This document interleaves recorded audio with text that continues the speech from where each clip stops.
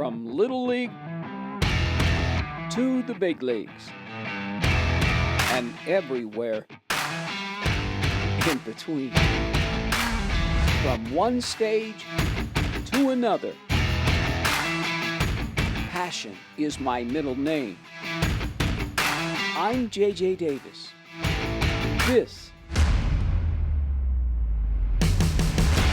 is In Focus.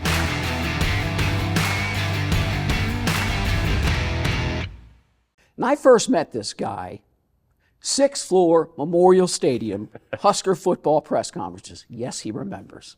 And since then, I've raced by him a few times, courtside at Creighton basketball games. And then, of course, I've seen him at the College World Series, on the field, in the booth. And I always seem to remember him stepping in and out of the elevator and me standing in the back with a camera over my shoulder, sweating like a pig. And of course, everybody knows him from Big Red Wrap-Up. Joining me right now is a guy that everybody knows. Now he's on the Big Ten Network, Fox Sports.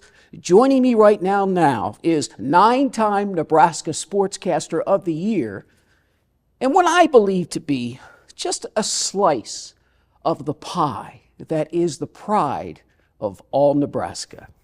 That's right. Play-by-play wizard, Kevin Kugler. That's a wonderful introduction. I'm not sure it's merited, but I appreciate it, JJ. Thank you. What did I miss? You didn't miss anything. I mean, I am here. I have been in Nebraska most of my life. That's correct. Nebraska is my home.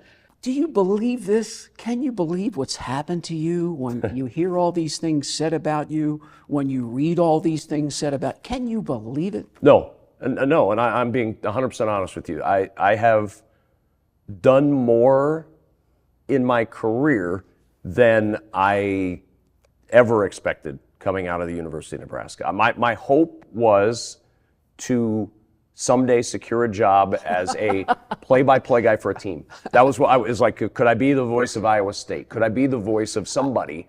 And that was what I was hoping for. I mean, it's just been an amazing ride. Did you play sports as a kid? What were your dreams growing up? I mean, I will tell you, I didn't start as a broadcasting major. I was a business major in college. I thought I always loved sports. That was always, I was passionate about it. I didn't have the athleticism to do anything that I could make any money on it. Right. And so I thought if I wanted to be involved in it, I had to be involved in it from some other side, and my first path was the business side. I thought I would be a sports agent. Correct. Years later, where I clearly am not a sports agent, years later, Matt Millen, I told him this story, and I said I was going to be a sports agent, and Matt Millen looked at me and he goes, Kev, you would have been a terrible agent. You would have been awful. I would have walked all over you. I'm like, oh, okay, so I guess I went in the right path. Now, you've gone on record as saying, I wasn't exactly a child prodigy. No.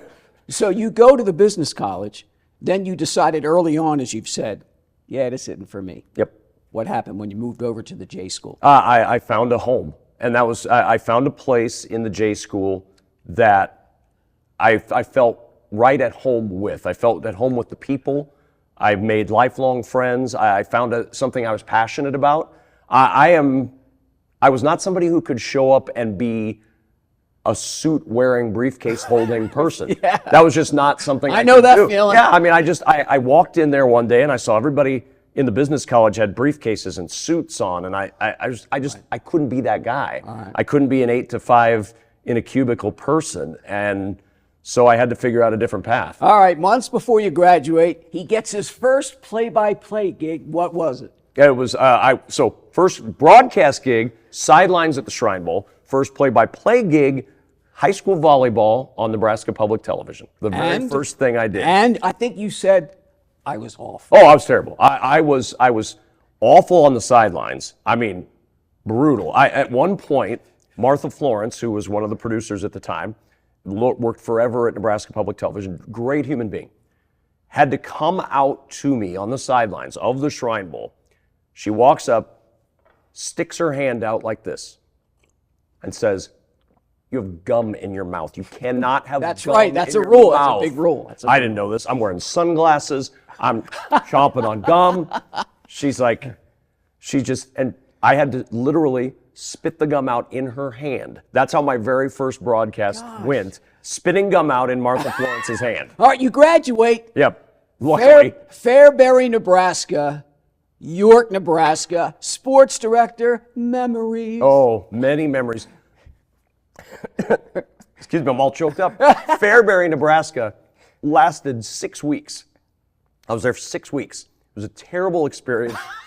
I could not, I will tell this story now, it's years later. The owner of the station, I will not name his name, you can look it up. That's right. Came in so my job was to produce the sports casts and do, I didn't get to doing play-by-play there. I started in the summer, I was manning the board for Royals games. right. And I walk in one Saturday morning, they didn't invest in the AP wire, so I had to get the early edition of the Lincoln Journal-Star. After I watched SportsCenter that morning to get the late scores, and I'm going through the Journal-Star trying to write up a sportscast, and the guy walks in and he goes, "Who's got the sports page?" And I said, I do. I'm trying to get my sportscast ready. He goes, "Nobody's listening anyway." And he takes the paper and goes into the John. And that's when I realized that was not the place for me. So I got a job in York, Nebraska, and I went into his office and I quit. And he looked at me and says, "This is the worst decision. You're going to regret this decision for the rest of your life." I have not. Trust me, I have been there before. I bet. No doubt about it. I've been there before. Moving along to the Omaha Racers, 96, Old Exarban, UNO football, UNO basketball. How did you grow during those formative years? The Racers experience is one of the best experiences of my life. I was young. I was currently at the time dating a young lady who would eventually become my wife. I got the chance to meet people that are to this day still, I consider family. The Tebows, Mike Tebow and his wife Nancy and their kids, they're family to us. And it was one year that I had the chance to do a lot of different things. I was not only the broadcaster, I was the PR director, I set up a table, I did all this different stuff. It was a great growth experience for me. And then the Racers folded and I had to figure out my path again. And I went 3 years just kind of meandering, trying to figure out, could I stay in the business? Should I leave the business? What should I do? Then the opportunity came up to do UNO football and basketball on the radio. And that was really the opportunity for me to stay in the business, continue to learn my craft, grow as a play-by-play announcer, and then that led to an opportunity to do a sports talk show in Omaha. Exactly. On the radio. Yes. 1620, baby. Almost 12 years on sportsmanlike conduct. We had the chance to do something different on the air, and Neil Nelkin, who is one of the architects. And everybody knows Neil. Neil is one of the architects of so many careers in the state, and is certainly one of the architects of my career. And we had the chance to put me together on a sports talk show with a guy named Bob Bruce, who is still a good friend. And Bob and I were very different, are very different. I had never done a sports talk show. I thought I knew sports. We all do. But I didn't know sports talk. I didn't have opinions. I was a play-by-play guy. Right. I just called what was in front of me. Right. Bob had to teach me basically, in his own very abrasive way, how to do this in a different way. Because it wasn't sports talk like it's normally done. We did it more like a morning show. And that was Bob's influence. And to this day, I give Bob all the credit for teaching me how to not be a play-by-play guy, but to be a sports talk guy, because it's a very different thing. Correct. Have we ever met a person in the business who's not abrasive? No. Everybody's got ego. Everybody's got their abrasiveness. Everybody's got this in this business. But it's interesting to see how different people make that work for them in different ways. Exactly. So the College World Series comes along, 2004? Yep, correct. Okay, 2009 NCAA football, 2011 the Big Ten Network. Yes. Football, basketball. Yes. How did you evolve doing that big time over the years? It was an evolution. I mean, that's the best way to put it, because in 2000 I'm doing UNO football and basketball. I'm starting the talk show. And then I evolved through that, and I learn how to be a better play-by-play guy. I learn how to be a more outspoken broadcaster. And then I get the chance to work for Westwood One, and I learn how to do things on a bigger scale. Right. And then Nebraska joins the Big Ten, and I send off an email to Mark Halsey and at the Big Ten Network, and I get the chance to expand my role there on television and learn how to do TV, Correct. which is different than doing radio, which is different than doing sports talk. So it was just a matter of And I needed those steps. Everybody's journey, you know this, JJ, everybody's journey is different. And some people burst onto the scene as a 25-year-old and they're right at the top of their game. Yeah. I needed the steps. I needed the path. I needed to walk that walk to learn how to be whatever it was I was going to become. All right, now you walk the walk when it comes to preparation. One guy said, he's the most organized guy I've ever met. Another guy said, he is absolutely in charge of every second of every day. And you yourself have said, yeah, I'm a prep junkie. I am, and that's what I learned early. That was the learning because I walked into this going, okay, I'm probably not ever going to be Vin Scully, but Nobody is. no, but nobody is. But can I prepare Right. to do the job? Right. And it all came up. Look, it was a UNO lesson. UNO football, one of the first games I did, we were on the road, lost power in the booth. So the stadium is dark, but the power to my kit was still working. And so we were still on the air. And they had played roughly 4 minutes of the first quarter. So it wasn't like and there's nobody in the studio. Right. So I had 45 minutes of I have to fill before they can get the lights back on. If you're not prepared for that, it can be a very awkward But 45 that's minutes. what radio does for you. Absolutely. Okay, in television, I used to say, if you can't read the prompter, then you shouldn't be there. Radio, you got to learn to ad lib. You got to bring out knowledge and be yourself, and to be able to communicate. You have to have a conversation. Right. And whether you're with someone in the booth or one-on-one with the person, listen, Right. radio is much more of an intimate medium. Even though TV has your faces and you're in the room, radio is radio is you and me, ear to ear. That is correct. Voice to ear. TV is, you're bringing everybody into Well, the I used room. to say in television, you have to make love to the camera. You can't talk, you can't scream at the camera. Sure. You have to talk to the camera. Yeah. Same with radio. Radio, you don't have that picture. So while I'm talking to you, I have to tell you what you're not seeing. Tell a story. I have to paint the entire picture. You know, if you're watching this, you can see our mugs, but you can understand. I don't know why. if that's a good thing. Yeah, or no, not. I would argue it's not. but on radio, I can be anything. You can imagine whatever you want to imagine on radio. So you have gone on and said, both on radio and television, my hobby is my work. Sum it up. My passion, hobbies should be your passion. If people are passionate about golf, people are passionate about this. Right. I have two passions, my family and my work. Those are the only things that have really driven me. And that is, I don't have a ton of hobbies because I enjoy what I do. I prep, I go do games. My work is other people's hobby. So when you have free time, you go to a game. When I have free time, I usually don't go to a game because that's where I spend my time. Right. But, I mean, I get to be on the playground that everybody else uses as their hobby. Well, It's that's great. what I say when I shoot. I get to cover games. Right. I mean, I get to shoot games. Speaking of games, to me, what sums you up is this. Huskers win the Big Ten baseball tournament. You put out a tweet last week to Greg Sharp, immortal play-by-play voice of Nebraska, battling cancer. And you said in congratulating the baseball team, resiliency isn't just relegated to the team on the field, but to the guy in the booth. Congratulations, Greg. And to me, that sums Kevin Kugler up. Well, you haven't forgotten who you are. Well, I mean, Greg is one of the best people in this business, and Greg's battling right now. Mm-hmm. And for him to have, I mean, think about this. Greg Sharp is the voice of Nebraska football and the voice of Nebraska baseball. But in his tenure, there have not been those moments that other voices have had. That's right. In his tenure, because Nebraska athletics is in this trough right now where they've not been able to have those big moments. That's right. And Greg, in the midst of this battle, gets to have this moment to call a championship. That's right. As he's battling chemo, as he's battling cancer, as he's fighting to stay in the game for his family and for the love for his passion, he was the first person I thought of when I made sure to listen. Is he there? He's there. He gets to call it. He's in place. That was the first thing I thought of, and I was so happy for him. And to me, that sums you up.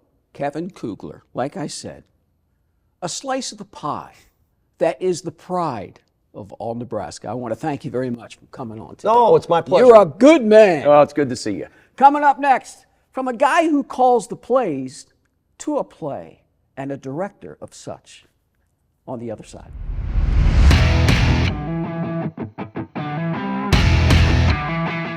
So, I'm going to audition for this play called Babe the Sheep Pig. I go into this small little room. I audition. I read a couple of times, and by my standards, well, nothing's ever really good anyway, but I said, that stunk. So the third time, I read for this you named Mom. And I said, Ma. And I said to myself, let it go. Threw all my cares to the wind. Let it go. Next thing you know, 3 days later, I forget all about it, because when you walk out of an audition, at least for me, you always think you stink, nothing's going to happen, blah, blah, blah. I get this message on my phone. It's from Matt Gutschik offering me the role of Ma. I'm astounded. I'm incredulous. I'm any adjective you can think of. Well, joining me right now is the artistic director of the Rose Theater, Matt Gutschik. Do you remember that? Oh my gosh, this is like a legendary audition in my Wait, memory, because come on. the scene that we read, the sheep was supposed to be sick. It said that in the Right. stage directions, and I couldn't get over Oh, come on. the degree of commitment you had, because you put this sheep not just sick, not just needing a veterinarian, but on death's doorstep.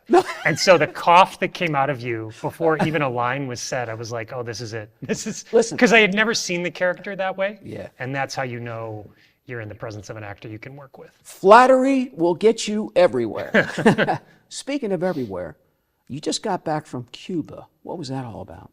It was awesome. I got to go there because the Rose Theater is actually part of a larger consortium of theaters for young audiences in the country. Right. And then the American chapter of that organization has international chapters everywhere. They had their World Congress in Cuba. It was the first time it's been held in a North American country in, I think, 50-ish years.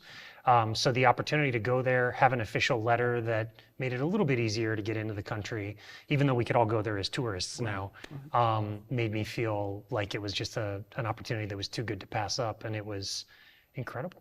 It was just amazing. I mean, I was only in Havana, and Havana itself, you could see the echoes of Spanish colonial architecture, Art Deco architecture. The neighborhood that I actually stayed in was supposedly built by the American mafia trying to launder money back in the day. Interesting. That's an interesting Yeah, story. Verdado, yeah. Now, you're the artistic director of the Rose Theater, children's theater.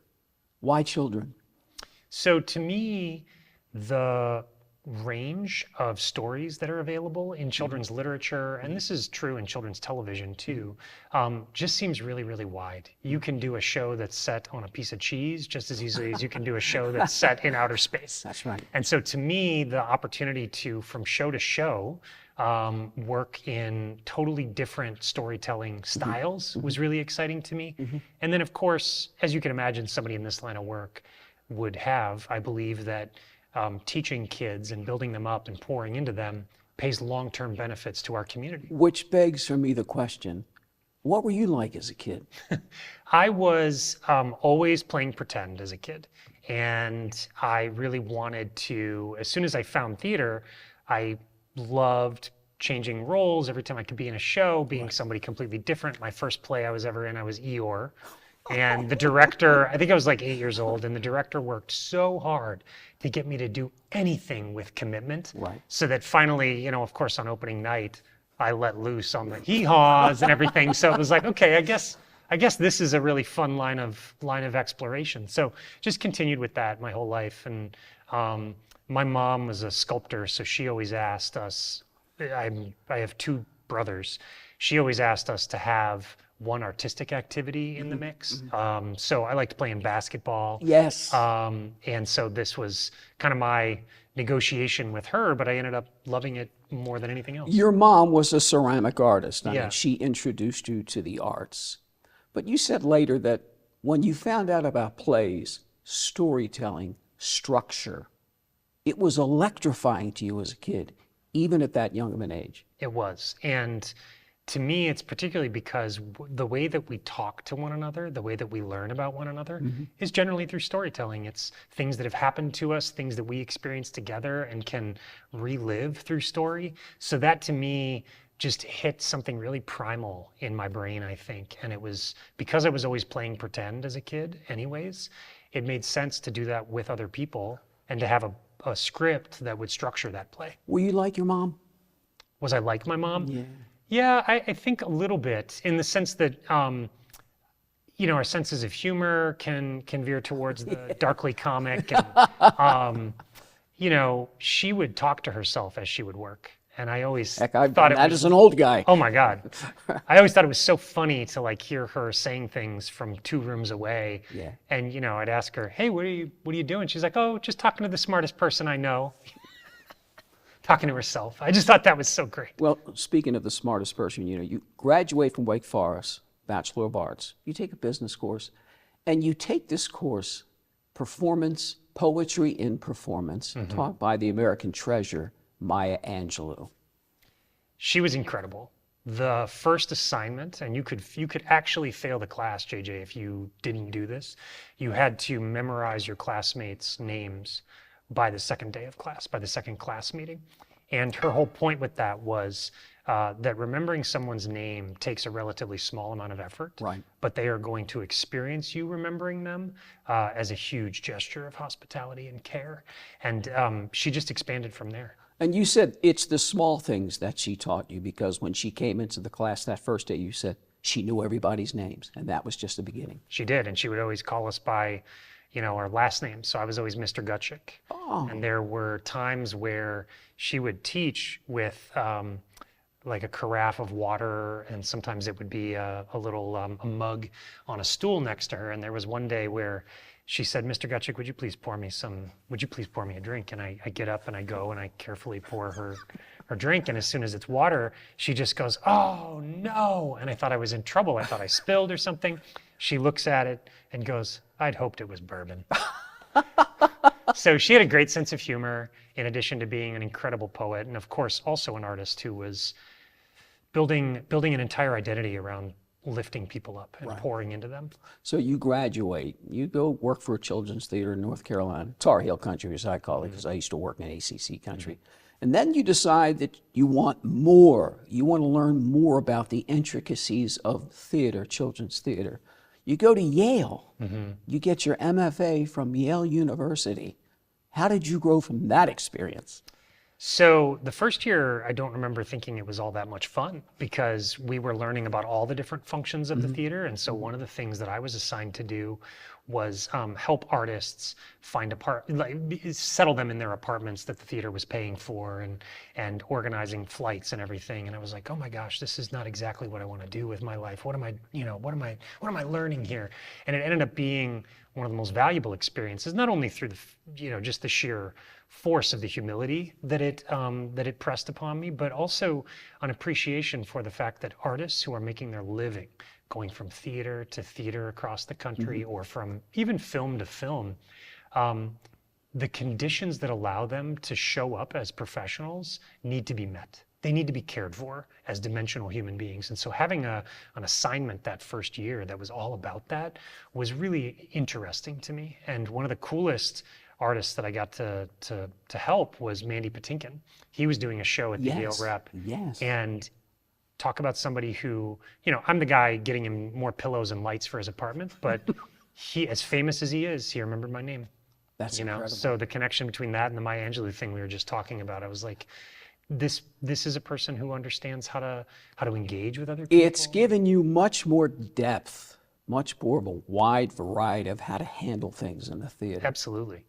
So the opportunity at Yale to be exposed to really rigorous art, theater that I might not have otherwise bought a ticket for myself prior to going to grad school, sort of again helped expand the sense of the possible to me, and what it means, what excellence means. It redefined that for me. Well, and trying to bring that as much as we can into our work at the Rose, where hopefully if you come to the Rose, you're going to see a show that might feel familiar in some ways, but that is going to push the envelope in other ways. But that's the thing for me. You've said you're attracted to plays that really scare you or stretch you. And to me, you sound like an actor. Yeah, yeah. And I think that that's the number one thing about kids that we always go back to as a staff at the Rose is they can handle it because they've already experienced it in their imagination, whether it's the highest of highs, the lowest of lows, deepest tragedies. This is all part of the human experience, and therefore it is a part of childhood. And kids, as we all know, are brutally honest. And you've said children can impact the world. Absolutely. We firmly believe that they are the best critics for theater, but that also if we are sharing with them a story that is empowering, that they're going to go back into their school environment, into their family environment, and be better and ask for better. What kind of guy is Matt Gutschik? Because you talk about this, how you expand your horizons in theater and the voice of children. What kind of guy are you? What kind of guy? You know, since I became a dad a year ago, I think everything changed. It changes everything, doesn't it, It Matt? really does. That old idea that, you know, it's like watching your heart be on the outside of you, Right. walking around in the world vulnerable. That's a piece of you. It's so true. But then also the commitment to trying to make a better world for my kiddo. You know, knowing that the field that I am currently working in is one that will serve him at some point. Correct. You know, it snapped me into the long view. Things that extend beyond my own lifespan, however long that might be. You know. However long this is going to be, when we think of the question, fill in the blank, Matt Gutschik is I am a family person, first and foremost, and I think that makes sense through the lens of my career, working for a theater that serves kids and families. Do you feel like the Rose is an extension of you? Yeah, very much so. I'm very lucky to serve the Rose, and it's another example of a project that predates me and will long outlive me Right. and anybody else who works there. You know, Because that's what I've learned in life, not just through theater, but in sports. You know, I've been a handheld camera guy, all that stuff. Life goes on. They're going to hold events after you're gone. You're just part of it. You're just a piece of it, agree? Oh, absolutely. We get to contribute while we're there. We get to serve while we're there. And hopefully we make the place that much better. Well, for my money, he has, you have. And from the bottom of my heart, I want to thank you for coming to see me today and talk about the Rose Theater. I've been in the room with this guy. I've been in the space. I've been rejected by this guy. But hey, that's theater, right, Matt? It sure is. I want to thank you for joining us today, and thank you all for tuning in with me and Matt Gutschik and the gang, and hopefully I'll see you around town. So for the latest edition of In Focus, I'm J.J. Davis along with Matt Gutschik. I'll see you around town.